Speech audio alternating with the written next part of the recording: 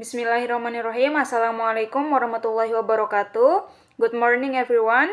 My name is Hairunisa and in this opportunity I will present my project on syntax which focus on how words are combined to form phrases and sentences.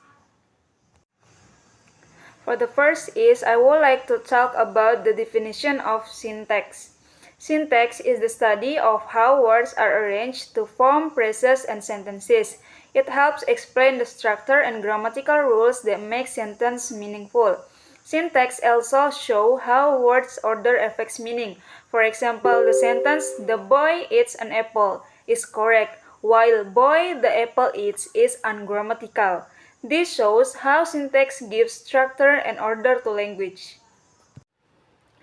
For the next is I would like to talk about the example from hierarchy, recursion, and structure dependence.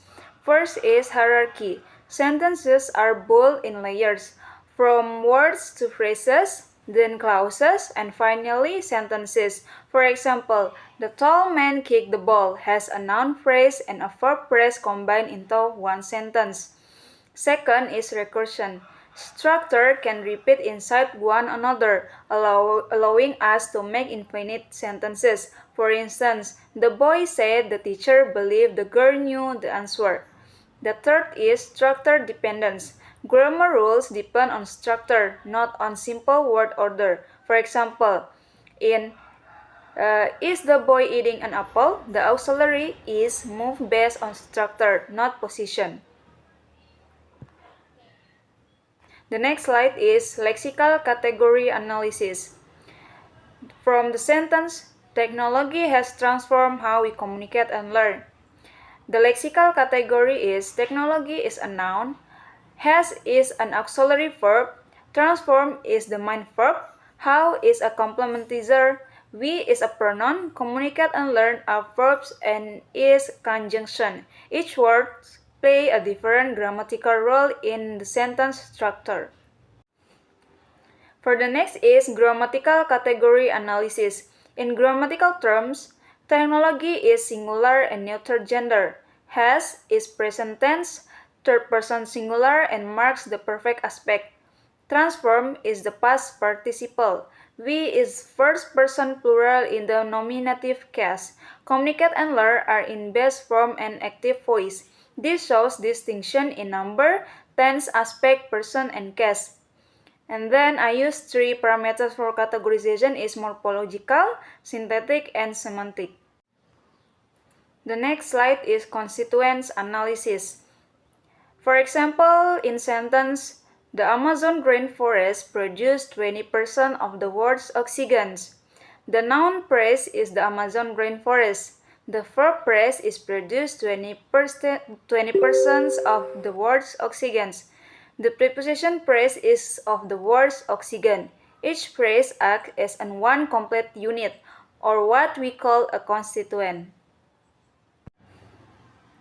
And the next is constituency test. 5 tests to identify constituents.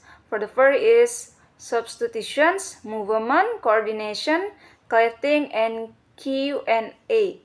For instance, technology, its substitution. When people dare to think differently, innovation happens is movement. When people dare to think differently and when they take risks is coordination. And for Q&A, when does innovation happen? When people dare to think differently. These tests help confirm the certain words group form natural syntactic units. Okay, the next is test results. From the results, the tests that worked best were substitution, movement, and Q&A, as they clearly identified constituents. However, coordination and collecting were less effective because they sometimes changed the sentence meaning. Overall, this result show that syntax is hierarchical and rule-based, not random. Okay, for the last part is for reflection. What I learned from this project, I learned that syntax is about how words connect to form meaningful sentences. Each sentence has an internal structure made of smaller parts, such as noun, phrases, and verb phrases. I also realized that synthetic rules explain why some sentences sound correct and others do not. Most challenging part. The most challenging part of this project was applying the constituency test. It was sometimes difficult to decide if a group of words could move or be replaced naturally. Another challenging part was drawing the phrase structure trees because it required attention to hierarchy and connection between phrases. The next is the importance of syntax analysis. Syntax analysis help us understand how language really works inside sentences. It shows how words relate to each other and how meaning is pulled step by step. Studying syntax also improves grammar awareness, writing, and even learning new language. It proves that language is not random, it's highly structured and creative. Okay, for the last, I would like to say thank you for your time and attention. I apologize if any mistakes. And the last, I will say wassalamualaikum warahmatullahi wabarakatuh.